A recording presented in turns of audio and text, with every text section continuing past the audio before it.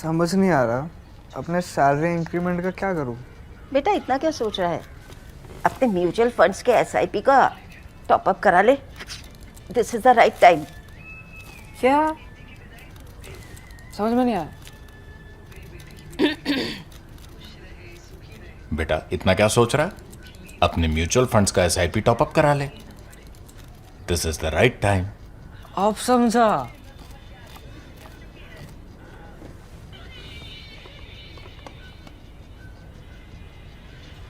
Mutual fund investments are subject to market risks. Read all scheme-related documents carefully. The Print Worldview with Swasti always try to do something fresh and new. Today, we are going to be discussing India-Netherlands partnership, which is likely to be escalated, to elevate it to a strategic partnership. But today, for this episode, we have come to the residence of the Dutch ambassador, which is in Connaught Place. And this house is very historic for India as we know of it today, because this house was the residence of Muhammad Ali Jinnah, the founding father of Pakistan. In fact, this is known as the Jinnah House. If you take a look around, we are standing in this very historic place of the house, which is the library. And it was in this library that for the first time, Mahatma Gandhi and Jinnah actually discussed the idea of Pakistan. So in many ways, where I'm standing today is where the origins of the two-nation theory finds its beginnings.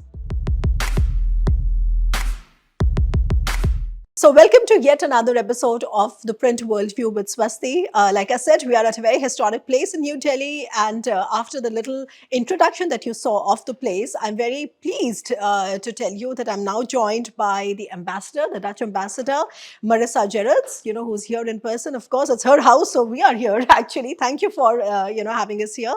We're also joined by Tjerk Opmeer, who's visiting India from the Netherlands, and he is the DG of Business and Innovation at the Ministry of Economic Affairs in the Netherlands. So very pleased to have the both of you. But my first question will certainly go to the ambassador. Ambassador, Netherlands is such an important partner to India whenever it is about technology, whenever it is about, the role of AI, etc. I mean, you are a technologically very advanced country.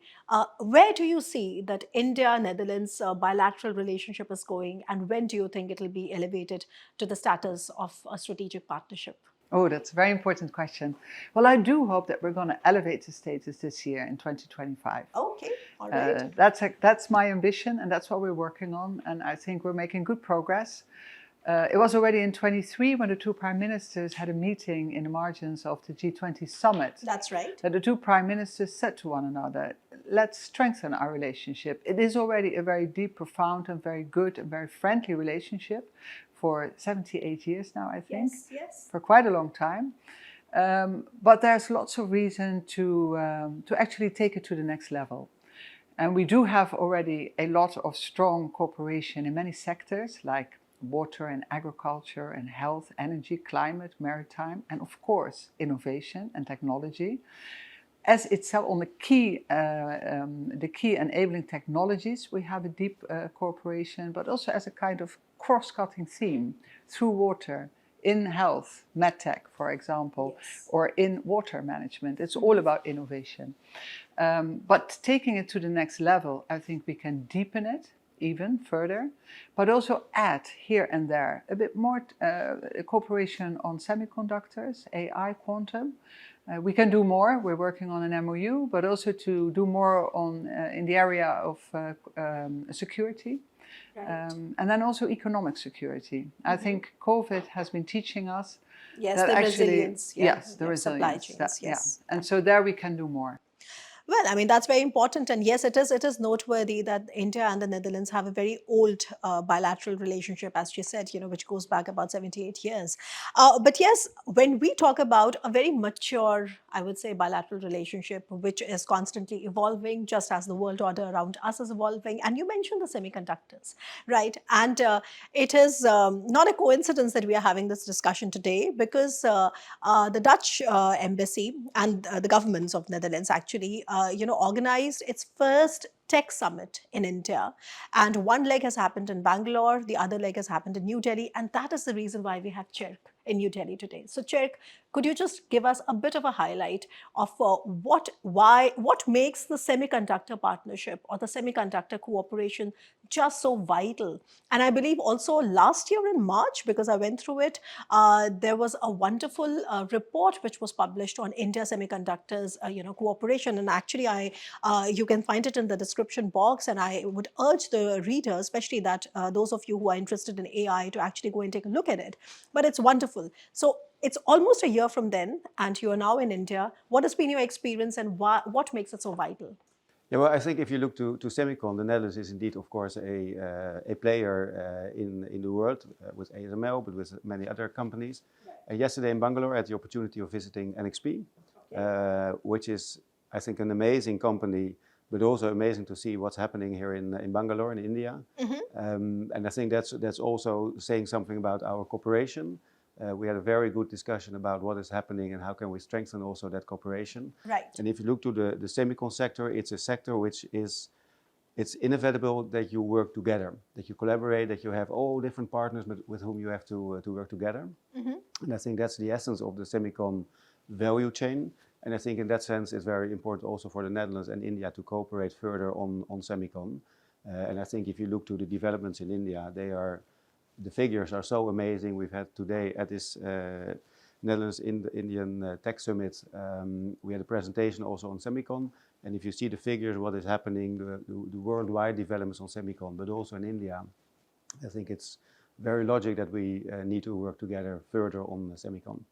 Right. So, I mean, that's been the overall picture of why this remains such a vital thing. But also in terms of figures, for example, right, you mentioned NXP, and NXP is a Dutch company which is extremely successful, I would say, and also one of the main drivers of how the India-Dutch semiconductor cooperation has been going. But then also tell us a little bit, give us a sense of the figures, for example. I mean, today, as India is also trying to innovate, and especially semiconductors has been such an important part. I mean, how promising are the figures? Because in India, we have a perception, I mean, it's a reality, not just a perception, that as the rest of the world is trying to build more resilience in supply chains, kind of diversify away, de-risk from China, etc., but the investments are not really coming to India. Do you think that the Dutch story is something different, or I mean, what are your thoughts on that? Well, I'm not sure whether the investments are not coming to India. If you look to the figures, we're talking about $1 trillion business worldwide. Okay. And I think the ambitions of India is very big in taking a chunk of that from some 15 to 25%. Okay. That means that there, of course, needs to be investments from the companies mainly, but also stimulated by government cooperation. Right. So I think if you look to the figures, the companies could and should invest, but that's something the companies themselves, of course, should do. They are immense, and if you see that a company like NXP now with I think some 4,000 R&D people in Bangalore and in other areas in India, even looking for 1,000 people more. Right. You see that it's growing, and I think that will also count for other companies. That's so wonderful. But Ambassador, tell me a little bit. I mean, as we talk about building more resilience in supply chains, that's perhaps the most bitter lesson that we learned from COVID. But also, this is a time when there are wars, when there is just so much unpredictability in the world. There is a Donald Trump in the US with a new set of statements every now and then, which kind of really adds to a lot of uncertainty, also a lot of strategic uncertainty, etc. How do you think, I mean, we continue with a bilateral cooperation, keeping in mind that the world order is just so fluid around us? I mean, your sense as a diplomat, your sense as somebody who's been a part of this very fluid world order, and you've been here in India. Yes, well, there's a lot of insecurity around us. That's absolutely true. You see a huge geopolitical shift at this moment in time. We had a very important report made by a special advisory body in the Netherlands that advises our government on the position of the Netherlands in a fragmenting world. Okay. It's also available online in English as well. And it's talking about these 5 centers of power. Okay. The US, European Union, Russia, China, and India. Right. Okay. And so it's very interesting to see how those relationships, how they will evolve and how important they are I think for global trade as well. Right. But I think also against that backdrop, in that context, I think it's also important for us to strengthen our relationship, because there's such a long and trusted relationship between India and the Netherlands that in these very insecure geopolitical times, you need your friends. Yeah, And so I think we can do more, and we can have more closer talks and at higher level on the issues that we're facing today. In fact, one of the key things about India being a consequential hedger is that in this very unstable world, of course, India or a country like India would always be in search of partnerships that are more stable, right? So I think that is a major vertical out there to really work upon.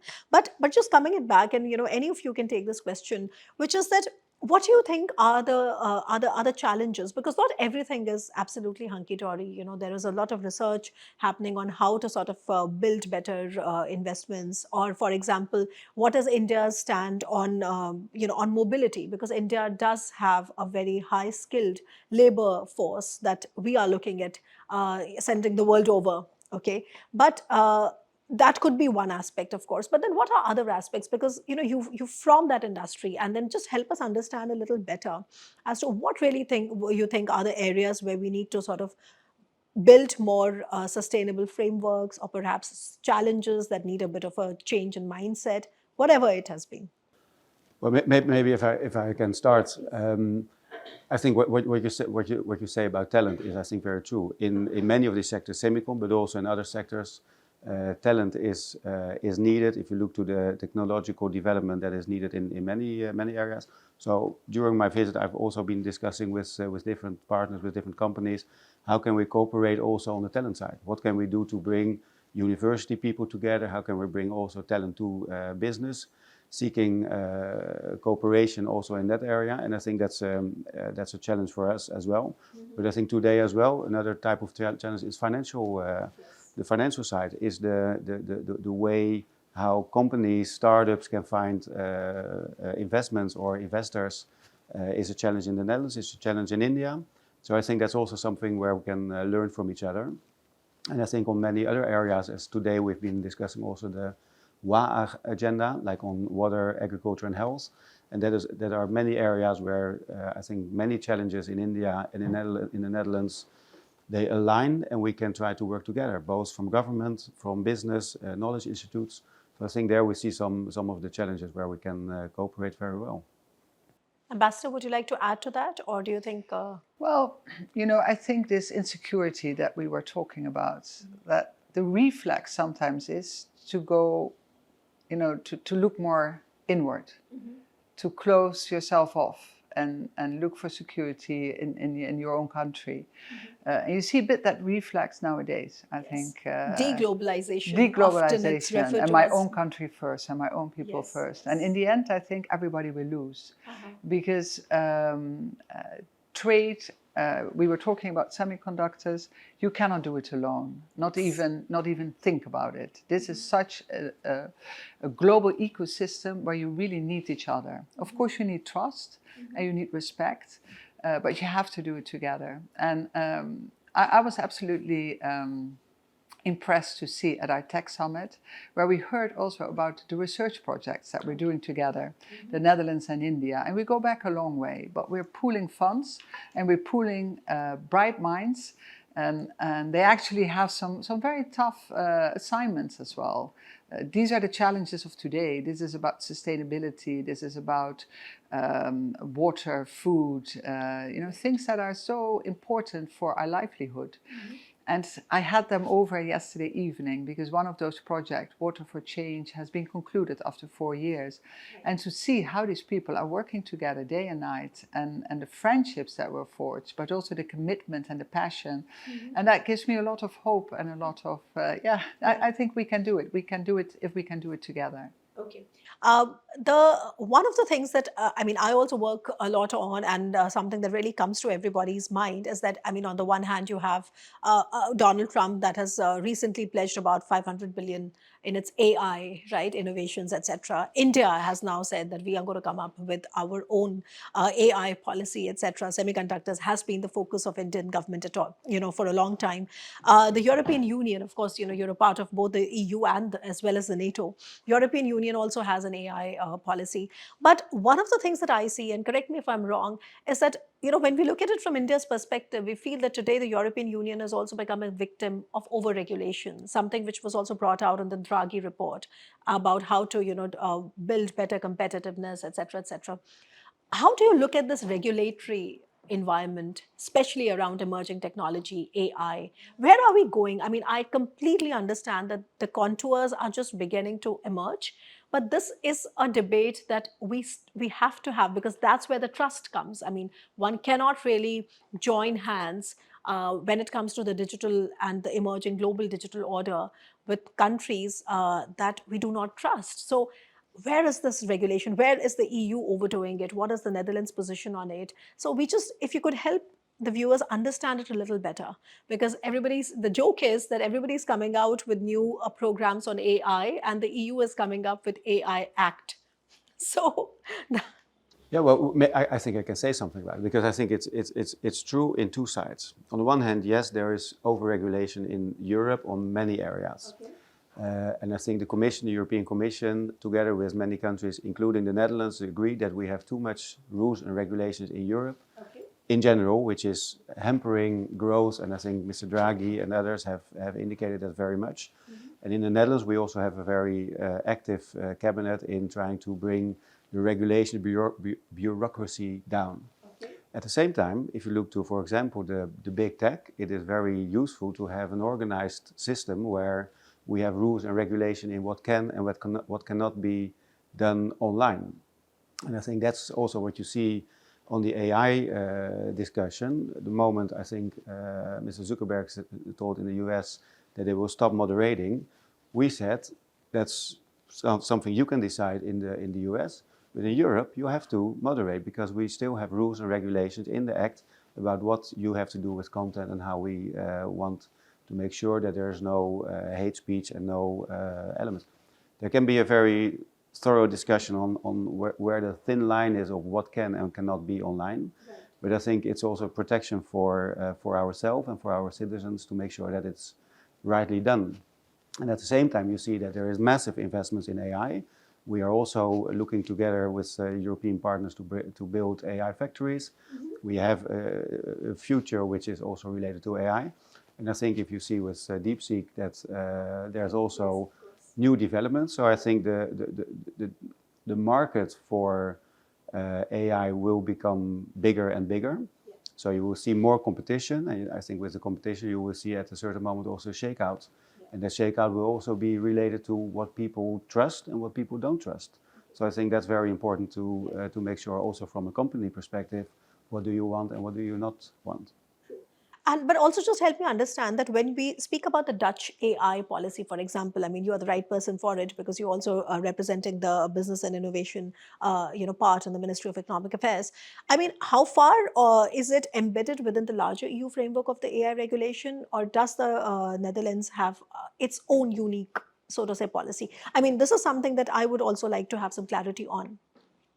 Well, I'm not an expert, so I'm not sure whether we might have some specific aspect, but we implement the European rules, and we negotiate within Europe about the proposals, and I think there will be also development. So we should, as government in the Netherlands, but also in Europe, make sure that we adapt to the new situation. So it should be also flexible in a way that we can forecome that at a certain moment we say, okay, the market is going too fast and the regulations are too slow.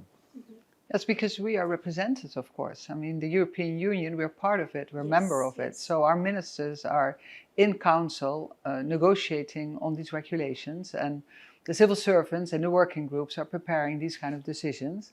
And we have a European Parliament where our parliamentarians are also discussing on a daily basis the regulations that come out of the decision-making process in Europe. And I think, as you said, rightly said, so that on the one hand, we want to deregulate where we can, but we have to regulate where we should or where we must, because there's also some kind of security in play. Absolutely, in these yes. kind of subjects, like what you said on what's online. we have to make sure that we don't polarize our societies with hate speech or with lies, or so some kind of regulation. And free speech is, of course, the other side of the spectrum. So this is something that we have to keep a clear eye on. But also when we talk about AI, and you know that I've been working at the Ministry of Defense as well. Yes, yes, And of so course. responsible use of AI is, of course, a hot topic at this moment in time. When you look at what's happening at this moment in time, when there's a lot of innovation as well in the defense industry. Yes. But we want to make sure that the human decision making will always be in place. And that AI is not taking over our world totally. So these are, I think, a few aspects where we try to find a good balance. In fact, the Dutch, government is, in fact, one of the pioneers of the role of AI in military technology. And in fact, one of the key discussions that the Indian and the Dutch side keep having is how to sort of build more cooperation in that, because that's where the future is. We may not be there yet, but then that's where the future is going. But I wanted to ask you that since you were mentioning about whatever is happening at the EU level is also coming from the member states. For a lot of Indian viewers, I think they want to understand it better. And of course, you're the right person, both of you, because we do see that when it comes to certain things, the EU is not united. It happens, right? I mean, the Hungary, for example, has a very different take on the Ukraine war and, for example, on Russia, etc. So in India, the common perception is that the European Union, even though it is like a federation and confederation of 27 member states, but they don't speak with the same voice a lot of times. So does it also play out in the same way when it comes to, on issues like semiconductors or AI? Well, I mean, sometimes the discussions that take place within council are also being shared with the public. Okay. But whatever comes out of this deliberation, it's an EU decision. Okay. So also all the sanctions that were decided, I think we have now packaged the 16th at this moment in time. It's also Hungary who actually agreed. Mm-hmm. So it might seem that we're totally divided, but actually in the end we aren't. But of course you need discussion. You need discussion, and you represent different countries. But that's part of democracy, I think. It's interesting. Of course, because I study the European theatre, so it's different, because I understand that when you go to Brussels, you find that that Brussels is always in constant negotiation. So that's the permanent state of being, for Brussels. But for a lot of Indian viewers, it gets confusing, and therefore I asked you to elaborate. Yeah. But very quickly, I mean, since we've been talking so much about semiconductors, etc., I have to ask you about all that. How taken aback were you? How surprised were you when DeepSeek came out? I was not so surprised. I was more surprised of the reaction of the market. Okay. That I think we have DeepSeek there, and as I said, I think there will be others who also surprise in whatever way what they can do. In this case, it's with less power, less information, and less cost. That could be. At another moment, another company will come and thrive with another type of model. So in that sense, I was not so surprised. That I think that competition will come and will be there more. And at the same time, you see that the reactions are quite substantial. And it's also a kind of trust. What is happening happening also behind the scenes in DeepSeek? What is the way it is working? And therefore, I think, and that's also on the rules and regulations in Europe, that you want to make sure, is it transparent? Do we know what's happening, etc.? And there, I think we have to seek further what is happening and what the future will bring us. So thank you for that elaboration, because it's such a vital part of our two countries' cooperation.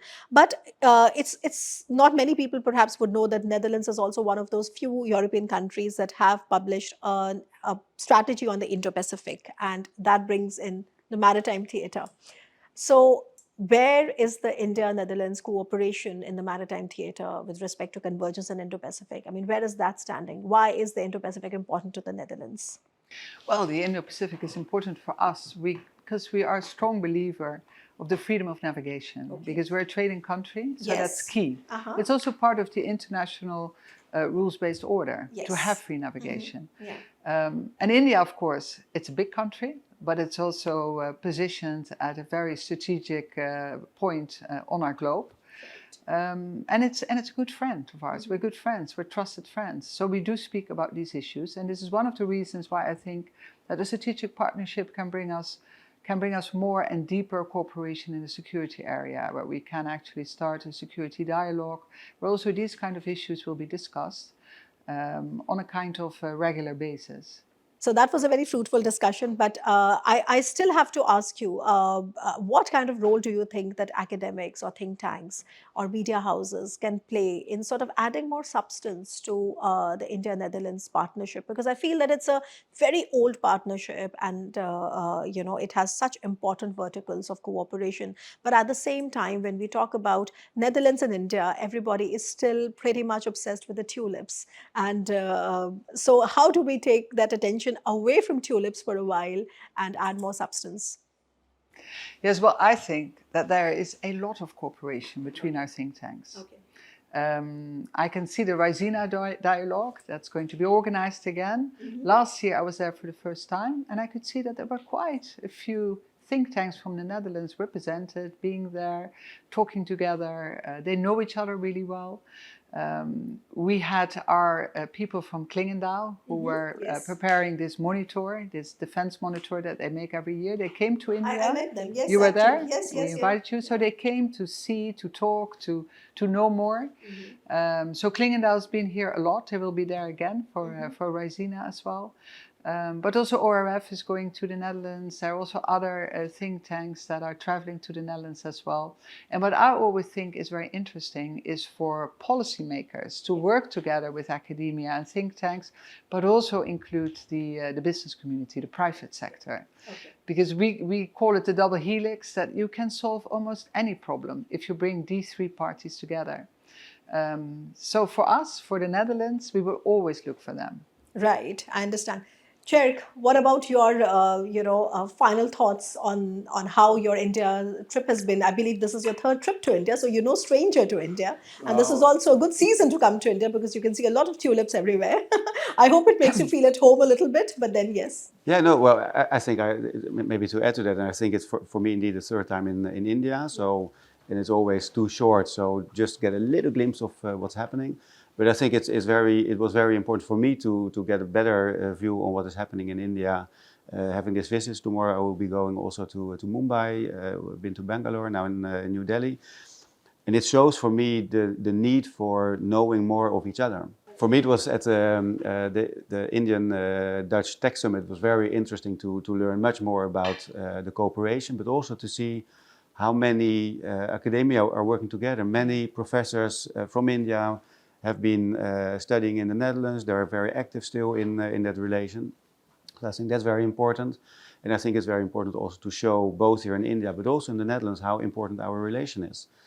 So I think always spread the word, because, well, what Marisa said in the beginning, sometimes people also in the Netherlands get a feeling of a little bit looking inward behind the dikes, as we say it, and they don't know what's happening outside. So learn more of what is happening, learn more where we can cooperate, and see also those opportunities will enrich us. And I think in that sense, the rule-based world is very important to further, and I think that's very good to get to know each other. And Ambassador, what are your final words? Well, my final words are that I think 2025 is going to be an exciting year. I really do hope that we can have the final signature of our two prime ministers on, and actually establish the strategic partnership. And I also would like to ask you, in 2 weeks' time, we will have the alumni here at the residence in the garden. We will receive them, all the Indians who once studied in the Netherlands, some of them just for half a year or a year, but also many who were there for 4 years for a PhD. Some of them even stayed for another 10 years because they found a job in the Netherlands, and so they stayed a little bit longer. I meet so many of them, and we thought, let's bring them together, because we can hear their stories, but it's also, they're great ambassadors. They really know both countries, and they are most of them are actually working in innovation, in technology, in these kind of issues. So I think they can be a big help. So please come and join us. Oh, that's wonderful. On that note, thank you for that invitation. Of course, this sounds very exciting, and we would love to hear more stories from the ground about people like you and me who have, gone to the Netherlands and made it big, are playing their role in sort of enhancing the, the innovative cooperation that we have between the two countries. On that note, let me thank you once again, Tjerk, for your for giving us time, and I hope your India visit turns as fruitful as it can be.